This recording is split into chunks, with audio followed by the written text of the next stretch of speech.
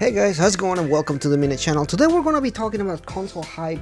The consoles are here, they announced them, their pre-orders are out, pre-orders are gone, so what is going on here? We're just going to talk about the consoles, talk about like each specific one as far as like what they are offering and perks and everything like that, and we're just talking about what I like and what I don't like and what am I going to get, if I get anything. So let's go ahead and talk about it. So we're going to start with the PlayStation 5. Now, however, I am not a fanboy of any particular one. I tend to lean towards the PlayStation because of Persona, but I also own the Switch and I own a PC and everything. So, and I have owned the previous Xboxes as well. So I never had like a single console preference or anything like that. I know there's a lot of people out there that do.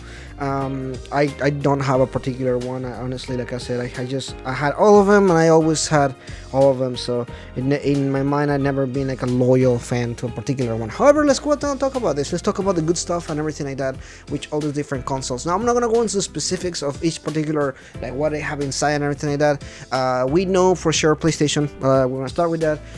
They have obviously all the exclusives that a lot of people are looking forward to, like the Spider-Man game and God of War and Horizon Zero Dawn, and all of those games are pretty solid and actually games that I really enjoyed myself. Spider-Man, for example, was one of my favorite games, and God of War won Game of the Year whenever it was released for that year. It was one of my favorite games as well, so I really enjoyed those games. Horizon Zero Dawn is also somewhat special in my heart. However, I enjoyed Breath of the Wild quite a bit more on that end, but still a pretty good game nonetheless. Of course, there's a lot of other exclusives that PlayStation is gonna be doing and everything, and on that end, Sony seems pretty strong on that. However, there's also been it's not the strongest console. I know the Xbox Series X is gonna be stronger than that, so there's always that debacle as well. PlayStation seems to have this SSD that runs a little bit better than the one on the Xbox, so that's also a good point on their favor and everything. And of course, now they will be using these PlayStation Plus subscription service, which will be adding a bunch of good games like God of War and I think Persona was one of them and everything. So there's a whole list of other games that are going to be adding there, so that way when you buy your console day one, you have a bunch of games to play there with the subscription service and everything. So that is a pretty cool stuff there. Of course, moving from there, Xbox, which has a bunch of other perks and a bunch of other stuff. However, let's start with the big one. Xbox or Microsoft rather just purchased ZeniMax, which includes Bethesda games or Bethesda Game Studios and everything, which includes a bunch of franchises and games that I particularly like the Fallout games, like the Elder Scrolls games.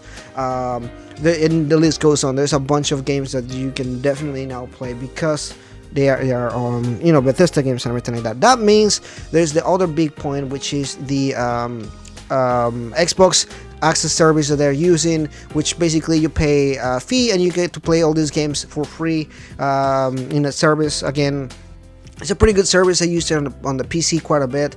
Sometimes when I want to try a game and see if that's a game that I want to continue playing or something, I do it. Obviously, they're not there forever. They're there for a particular amount of time, but it's usually pretty good time for you to actually finish the games. There's been very few times that I haven't been able to finish a game that I got from there, so it's also a good aspect, and a lot of people really enjoy that service. It's a really cheap fee. It's like, I think I pay like $6-7 per month, and again, you get to play all these games and everything. So that is really one of the biggest perks. Of course, they have announced that all of the games that have been announcing are gonna be on that service, so that also makes it so that you don't actually have to go and buy games for $70, which is what PlayStation is now gonna be asking for PS5 games, which of course also I don't see it as a good thing. I think that $70 can be a steep of a price, especially when people that don't work or people that are not able to just go and buy games that often. Totally understandable point. It's something that I particularly can relate to, because myself, I'm not rich in any kind of aspect, and I have to work and everything. So of course, it's something that you cannot afford. So that service with Xbox is definitely a good perk. However, there's this whole thing about exclusives or something like that, which sure you can bring that up here.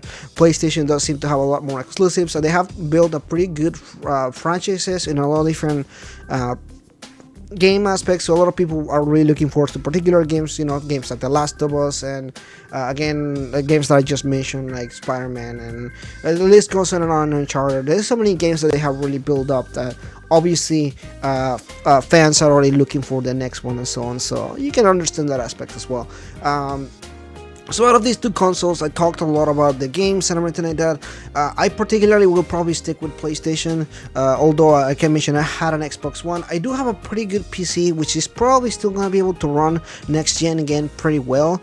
The only thing that I may have to update at some point is going to be my graphics card, but again, it's not going to be anytime soon. It's still pretty solid, still running games at 4K and everything, so it looks like it's going to be pretty good for me to be able to play those next gen games and everything. So we're going to stick with the PlayStation for now. However, again, I do see why some people are looking for the Xbox. There's a lot of pretty cool stuff with that. I, however, wasn't able to pre-order any of the two consoles. I'm gonna try to still get one a day one in a few weeks after it come out. Maybe I'm gonna stand in line with everybody else to see if I can grab one for myself or something.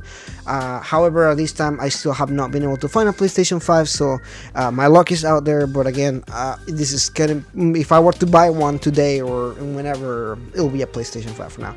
If they announce many other games for the Xbox, I may sway towards the Xbox, but again, at this point, all of the games that are coming out on the Xbox are also on PC, so it just makes it easy for me not to buy an Xbox because I have a PC. But if I didn't have a PC, I will probably lean for the Xbox. There's a lot of pretty good stuff about it, I think, on that end. Anyway, that is pretty much in this video here, just talking about the pros and cons of each console. I think each console can bring its own thing to the table, and I really like, although a lot of people hate console wars and hate all this talk about which console is better, or like they really like to argue about it and everything, I particularly see it more as there's a really good aspect to each console which really brings good stuff to them. Each one of them has different stuff that you can look forward to, and that is pretty interesting overall. And again, it makes the competition go more, so there's more stuff that they're trying to compete on everything. I always see competition as a pretty good thing. Anyway, that is pretty much in this video. If you're new, please consider liking and subscribing. I'll see you guys next time.